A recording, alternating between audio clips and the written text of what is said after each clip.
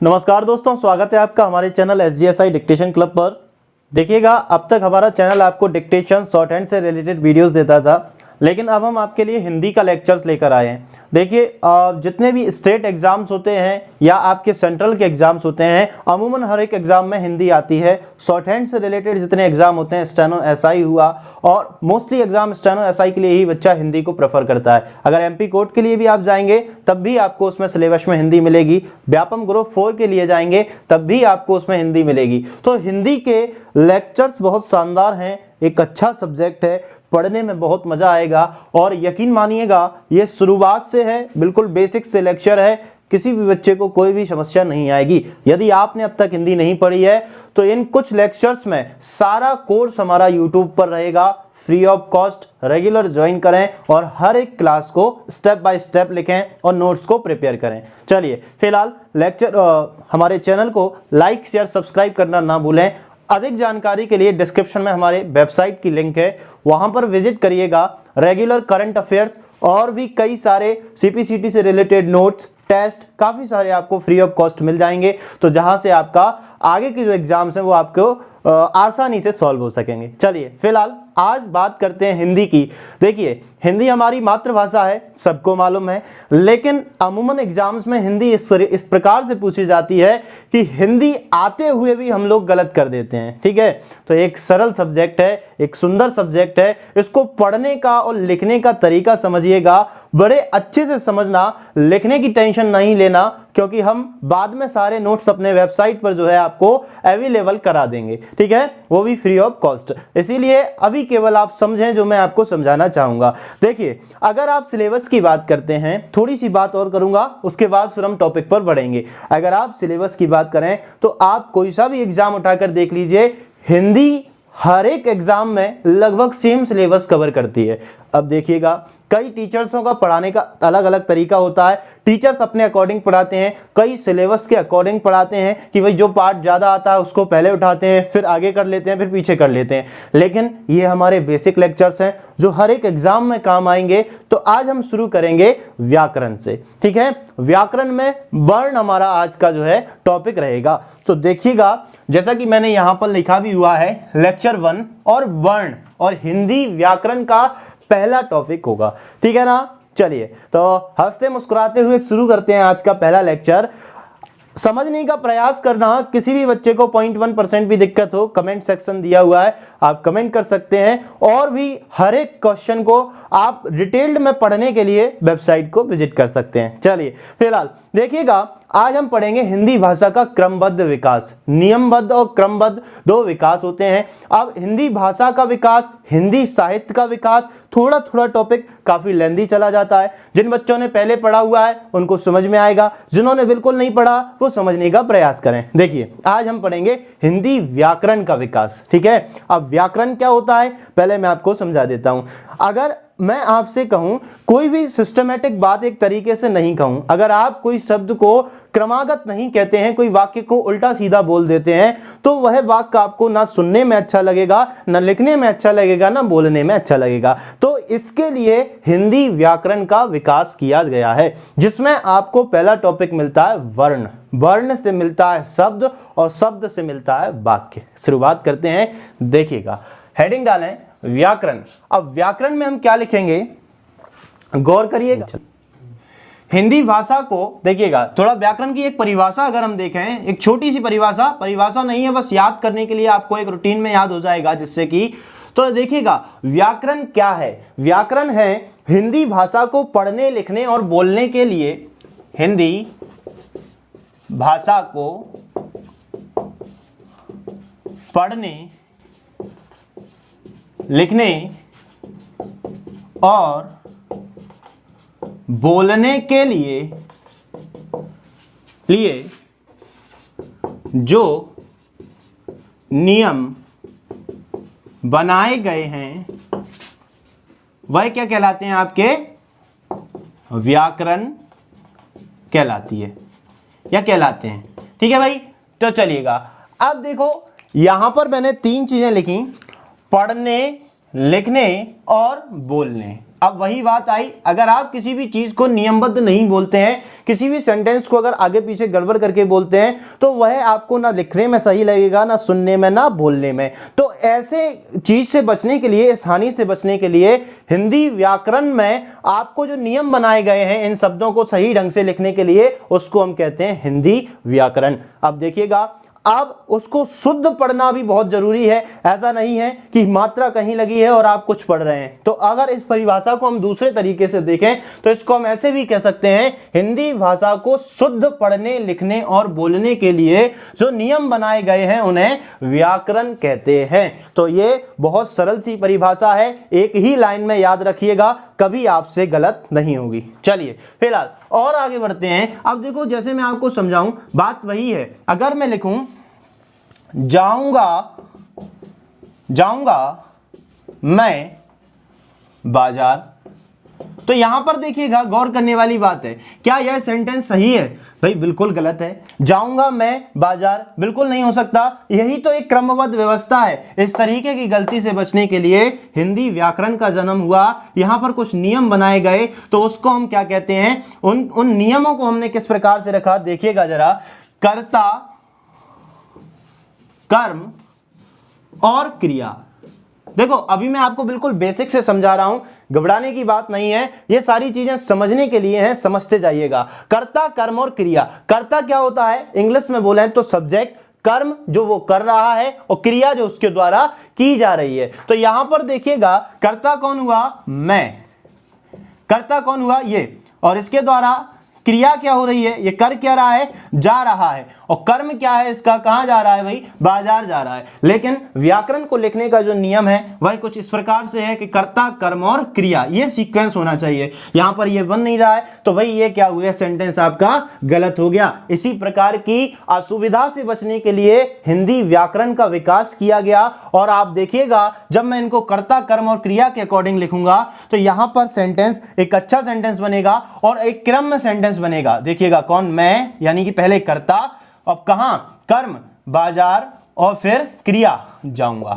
तो ये देखिए, एक सिस्टमैटिक सेंटेंस बना, एक नियमबद्ध सेंटेंस बन गया, एक क्रमबद्ध सेंटेंस बन गया। इसके लिए हिंदी व्याकरण का विकास हुआ। समझ में आया होगा, काफी अच्छे से समझ में आया होगा। देखिए, ये जनरल सी बातें हैं, लेकिन ये समझना बहुत जरूरी है। जैसे एक एग्जांपल देता हूं, अगर आपसे कहें व्यावहारिक ज्ञान की बात करें, तो नॉर्मली हम लोग देखते हैं कि जो मार्केट में या कहीं पर भी कोई भी चीज है, जैसे मान लीजिए आपको कपड़े खरीदने जाते हैं तो शर्ट लेते हैं, उसको ऊपर पहनते हैं, और पैंट लेते हैं, उसको नीचे पहनते हैं। ऐसा नहीं कि पैंट ऊपर पहन लिया और शर्ट नीचे पहन लिया तो कैसे लगेंगे, खराब हो जाएगी, व्यवस्था जो है आपकी खराब हो जाएगी, नियम जो है हमारे डिस्टर्ब हो जाएंगे। इसीलिए सेंटेंस को भी अगर आगे पीछे लिख देंगे तो हमारी हिंदी व्याकरण जो है अशुद्ध हो जाएगी।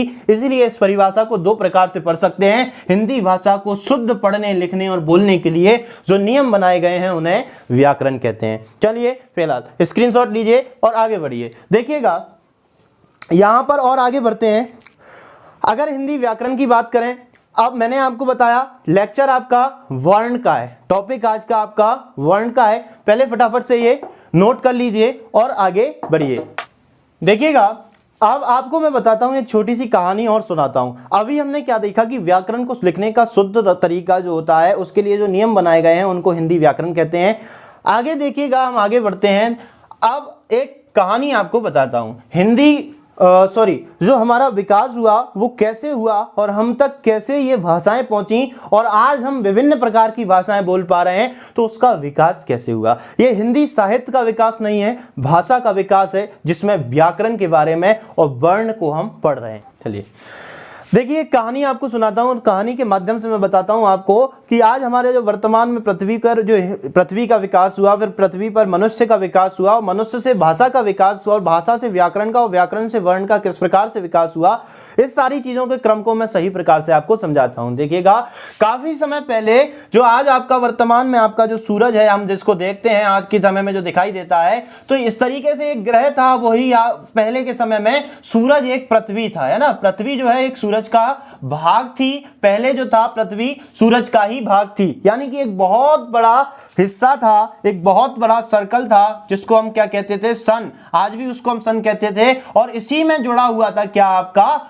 पृथ्वी। तो देखिएगा जब आसमान में आपने देखा हुआ है कि एक दूसरे से ग्रह आपस में, कई सारे ग्रह ऐसे हैं वायुमंडल में जो आपस में कनेक्ट रहते हैं, आपस में बैलेंस करके एक दूसरे को रखते हैं किसी ना किसी पावर की वजह से। जैसे पृथ्वी के पास ग्रेविटी है, हम लोग ग्रेविटी के कारण पृथ्वी से चिपके हुए हैं, गिरते नहीं है, उड़ते नहीं है। इसी प्रकार से वायुमंडल में हर एक ग्रह के पास कुछ ना कुछ ऐसी शक्ति है जो आपस में जुड़ी हुई होती है और एक दूसरे को बैलेंस करती है। तो यहां पर देखिएगा बात करेंगे वर्ण की, लेकिन समझिएगा इस चीज को भी। देखिए आप तो कई समय पहले एक बड़ा सा ग्रह जिसको हम कहते हैं अनाम ग्रह, अनाम मतलब जिसका कोई नाम नहीं था, पता नहीं भाई, काफी सारे ऐसे ग्रह हैं जो वायुमंडल में घूमते रहते हैं। तो एक अनाम ग्रह जो है सन के करीब से निकला। अब मैंने अभी आपको बताया कि जितना भी वायुमंडल है सभी आपस में एक दूसरे को क्या किए हुए हैं भाई, बैलेंस किए हुए हैं। अब ये बैलेंस को ना, अब यहां पर देखिएगा जैसे मान लीजिए दो शक्तिशाली व्यक्ति या एक कमजोर है एक शक्तिशाली है, दोनों में अचानक से लड़ाई हो जाती है। अब लड़ाई हो जाएगी तो जो कमजोर व्यक्ति है वो जब तक अपनी दम लगाएगा तब तक उसके अंदर ताकत होगी लड़ने की, तब तक वो अपने आप को हारने नहीं देगा, और जो ताकतवर होगा तब तक वो लड़ता रहेगा जब तक वो उसको हरा नहीं देता। लेकिन कमजोर, कमजोर से मेरा मतलब है जो यहां पर सूरज था ये छोटा था, ये अनाम ग्रह जो था ये बड़ा था, ये इसके करीब से निकला तो यहां पर एक फोर्स लगा, तो सूरज ने भी अपनी एक ताकत लगाई और अनाम ग्रह ने भी इसको अपनी ओर खींचने के लिए प्रयास किया। तो जब दो चीजों को अधिकतम प्रयास के साथ खींचा जाएगा तो फिर कहीं ना कहीं जो आपको या तो बड़ी चीज को नुकसान होगा या छोटी चीज को नुकसान होगा। लेकिन ये जो ग्रह था बिल्कुल साइड से निकला और फिर यहां से बस इसका रास्ता थोड़ा सा चेंज हो गया, लेकिन इस कारण सूरज से एक टुकड़ा अलग निकलकर अलग हुआ, उसको हमने क्या कहा भाई, वह हमारी क्या बनी, पृथ्वी बनी। तो देखिएगा सूरज से एक छोटा सा टुकड़ा अलग हुआ टूटकर, इसको हम आज पृथ्वी कहते हैं और इसी पृथ्वी पर मानव जीवन का विकास हुआ। देखिए अब इसको जब पृथ्वी नहीं कहा गया, सूरज से कोई एक टुकड़ा बाहर निकला, सूरज ने अपने ग्रेविटेशनल फोर्स से, पृथ्वी जो ग्रह था इसके ग्रेविटेशनल फोर्स से इसको अपने वायुमंडल के चारों तरफ जो है घेर लिया, इसको वायुमंडल में खोने नहीं दिया। अब आपको मालूम है अगर गर्म तवे पर पानी डालोगे तो क्या निकलता है, भाप निकलती है, या कोई चीज अत्यधिक गर्म है उसको अगर ठंडा होने रख दिया जाएगा एकदम से। तो अगर बात करें सूरज के टेम्परेचर की तो सूरज का टेम्परेचर मिनिमम 16,000 डिग्री सेल्सियस होता है मिनिमम। तो यहां पर इसका इतना तो रहा ही होगा भाई, जब पृथ्वी से एक टुकड़ा सूरज से निकल करके बाहर आया तो इसका टेम्परेचर 16,000 डिग्री सेंटीग्रेड तो रहा ही होगा। तो जब यह ठंडा होना शुरू हुआ ना, जब यह पृथ्वी जो अलग आपकी निकल के आई थी, जब यह ठंडी होनी शुरू हुई तो इसमें से भाप निकलनी शुरू हुई। भाई क्या निकली,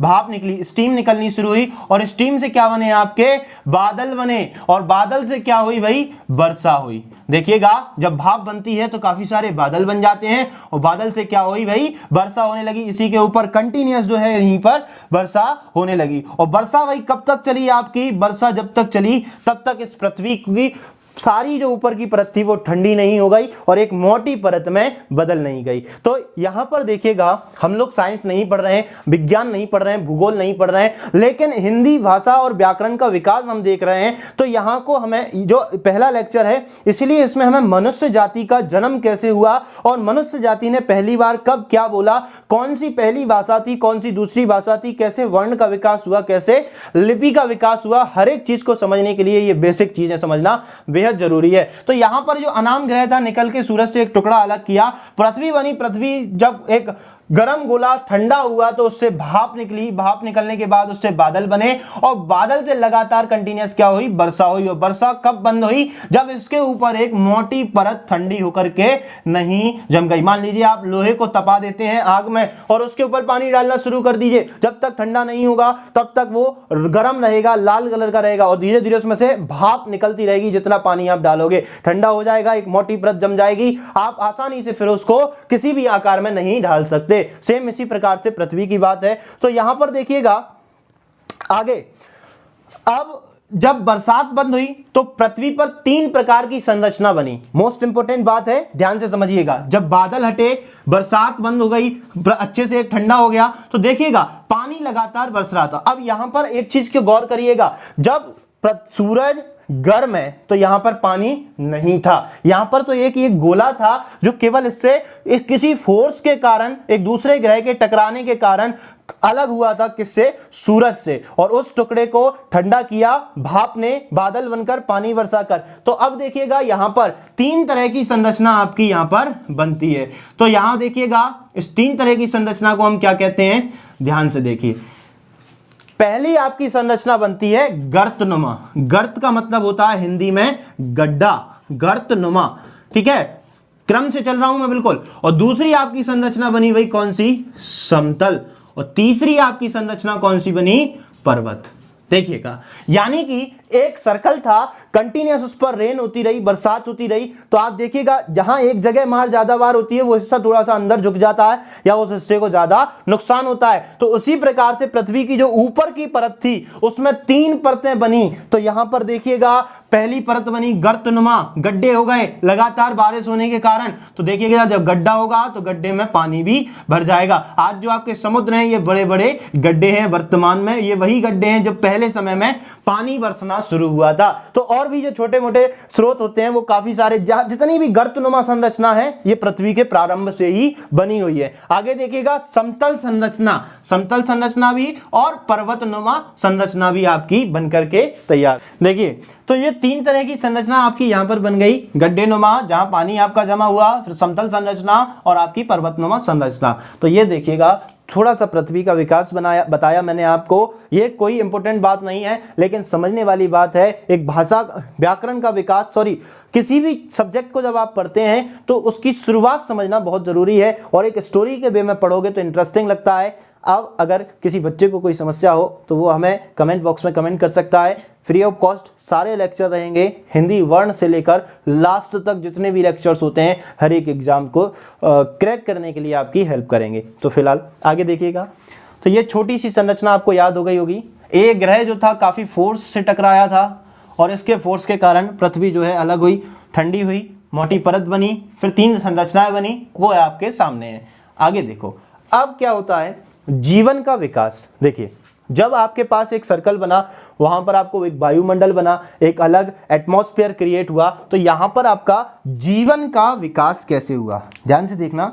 जीवन का विकास अगर आप देखेंगे, सबसे पहले जीवन का विकास देखा जाता है तो हमें बचपन से पढ़ाया जाता था, एक साइकिल बताई जाती थी कि जीवन का चक्र क्या होता है साइंस वाले सब्जेक्ट में। उसमें मछली बनी रहती थी, फिर जानवर बना, फिर इंसान बना, फिर वापस से मछली बन गया, फिर ये हो गया, फिर वो हो गया। इस तरीके से एक क्लॉक साइकिल हमें बचपन से सिखाई जाती है, बचपन से दिखाई जाती थी। तो वही बात सही है कि भाई जीवन का विकास सबसे पहले कहां हुआ, आपके पानी में हुआ। और पानी में सबसे पहले कौन सा? जलीय जीव।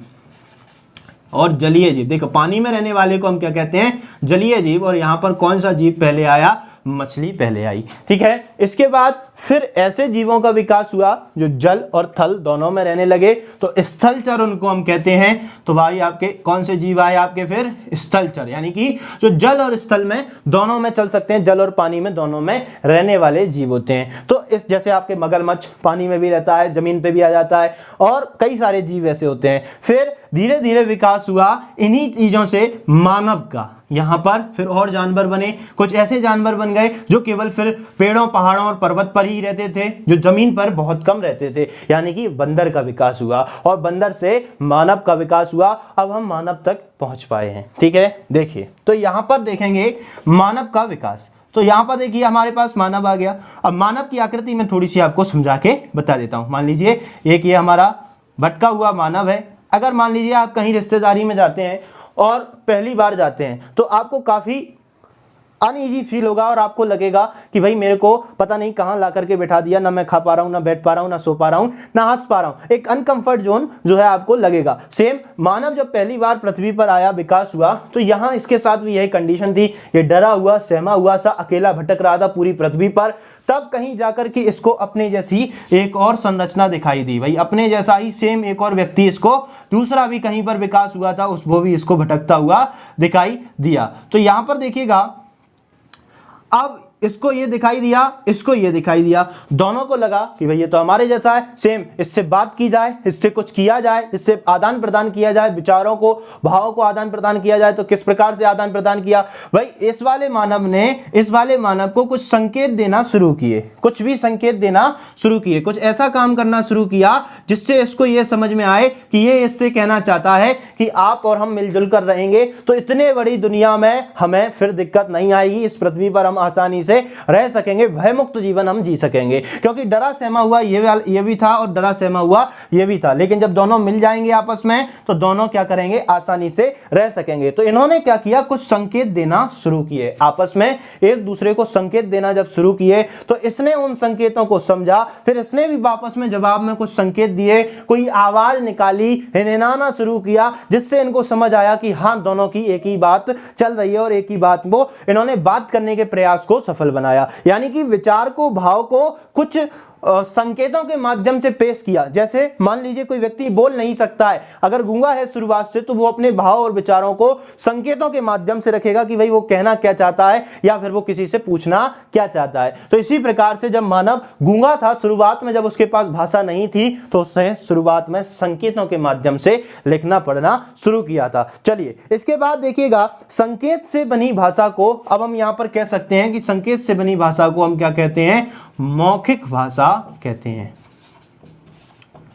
संकेत से बनी भाषाओं को हम क्या कहते हैं? मौखिक भाषा कहते हैं। देखिए जो संकेत भाषा है, संकेत लिपि है, उसको हम संकेत से ही मौखिक भाषा का विकास हुआ। धीरे धीरे मानव ने बोलना शुरू किया, उन्हीं संकेतों को फिर बोलने में परिवर्तन करना शुरू कर दिया। काफी समय तक मौखिक भाषा रही। जब पुराने समय में आप लोगों को मालूम होगा गुरुकुल चलते थे, जब वहां पर व्यक्ति पढ़ने जाता था तो वहां पर कोई पेन कॉपी किताब नहीं होती थी। वहां पर गुरुजी कोई भी मंत्र बोल दिया करते थे और विद्यार्थी उसको याद करते थे, कंठस्थ करते थे, और परीक्षाएं जो है व्यावहारिक रूप से ले ली जाती थी कि भाई रास्ते में विद्यार्थी घर जा रहा है तो एक बड़ा सा जाल डाल दिया या फिर बड़ा सा कोई जानवर खड़ा कर दिया, तो विद्यार्थी अपनी सूझ समझ से कैसे उस पर काम करता है, जो सिखाया गया है उस वक्त क्या उसकी प्रतिक्रिया रहती है, ये उस समय की परीक्षाएं रहती थी। तो मौखिक भाषा काफी लंबे समय तक चली, ठीक है। लेकिन अब आपको मालूम है भाषा का जो है स्वरूप बदलता रहता है। जैसे आज मैंने आपको कोई ज्यादा बड़ी बात नहीं सिखाई, आज हमने वर्ण की शुरुआत की, लेकिन सिखाने का तरीका थोड़ा सा चेंज था। अगर यही बात आप किसी अपने मित्र को बताएंगे कि भाई आज सर ने ऐसा ऐसा पढ़ाया, तो आप मेरे बोले गए शब्दों को पूर्णतः नहीं बोलेंगे, आप अपने द्वारा उनमें कुछ ऐड कर देंगे और कुछ उनको घटा देंगे। तो मौखिक भाषा का जो है स्वरूप लगातार बदलता रहता है, लेकिन लिखित भाषा के साथ ऐसा नहीं होता। अगर मैंने बोर्ड पर ये लिख दिया और आप ऐसा का ऐसा उतार लीजिएगा, अगर आप 10 साल 50 साल 55 साल बाद 100 साल बाद भी अगर कोई देखेगा तो ये ऐसा का ऐसा लिखा उसको मिलेगा, क्योंकि लिखित भाषा का रूप नहीं बदलता, मौखिक भाषा का स्वरूप बदल जाता है। मोस्ट इंपोर्टेंट बात है। तो फिर अब क्या किया जाए? इसके लिए भाषा का विकास देखिएगा। अब मौखिक भाषा को लिखित भाषा के विकास में कैसे हमने परिवर्तित किया? आपने देखा होगा प्राचीन समय में हड़प्पा कालीन सभ्यता मिली और भी कई सारी सभ्यताएं थीं जिनमें भाषा को पत्थरों पर लिखा जाता था और कई चिन्हों के माध्यम से उनको विकसित किया जाता था। जैसे आज कई चिन्ह मिलते हैं कुछ इस प्रकार से, कुछ अलग अलग चिन्ह जो बनाए जाते हैं, अलग अलग जो भाषाएं होती हैं उनके अलग अलग चिन्हों का निर्माण किया गया। तो लिखित भाषा के लिए हमने किसका आविष्कार किया भाई? मानव ने चिन्ह का आविष्कार किया कि कुछ ऐसे चिन्ह बना देते हैं जिनसे हम उस भाषा को लिख सकें, पढ़ सकें भाई, जिससे सबको समझ में आए कि ये लिखा हुआ है। कि भाई अगर मैं कहता हूं आपसे कलम दे दो, मान लीजिए अगर मैं आपसे कह रहा हूं कलम दे दो, कलम दे दो, कलम दे दो, तो ये सबको समझ में आना चाहिए कि भाई ये जो पहला अक्षर लिखा हुआ है ये क्या लिखा है? का लिखा है, ये ला है, ये मा है, ये दा है, ये दा है, और फिर उस पर एक ही मात्रा है, ओ की मात्रा है। तो भाई ये सबको समझ में आएगा, तो हर एक व्यक्ति इसको पढ़ पाएगा कि भाई कलम दे दो लिखा हुआ है, अगला व्यक्ति कलम मांग रहा है, मुझे उसको कलम देनी चाहिए। तो इसीलिए मौखिक भाषा का स्वरूप जो बदलता रहता था, उस चीज से, उस हानि से बचने के लिए लिखित भाषा का विकास किया गया। और लिखित भाषा के विकास में हमने किसका विकास किया? चिन्हों का विकास किया। अब चिन्ह कैसे बनाए? जैसे मान लीजिए आज छोटा आ बना दिया, बड़ा आ बना दिया, छोटी ई, ऊ, ए, आई, कुछ भी जितने सारे वर्ण होते हैं धीरे धीरे आगे विकास होते गए, जितने सारे चिन्ह होते हैं धीरे धीरे विकास होते गए, और इस प्रकार के चिन्ह लगातार जो है बढ़ते गए और आज की वर्णमाला बनकर के तैयार हुई। तो यहाँ पर देखिएगा मौखिक भाषा को हमने परिवर्तित किया चिन्हों के माध्यम से लिखित भाषा में, और ऐसे भाषा को लिखने के लिए जो चिन्ह बनाए गए थे उन्हें ही हमने क्या कहा, वर्ण कहा। देखिएगा मैंने अभी आपको बताया कुछ ऐसे चिन्ह बनाए गए। यहां पर चाहें तो आप लिख सकते हैं कि भाई भाषा को लिखने के लिए, लिख लीजिएगा इसको, भाषा को लिखने के लिए जो चिन्ह बनाए गए उन्हें वर्ण कहा गया। ठीक है, तो देखिएगा उन्हें ही हमने क्या कहा, वर्ण कहा।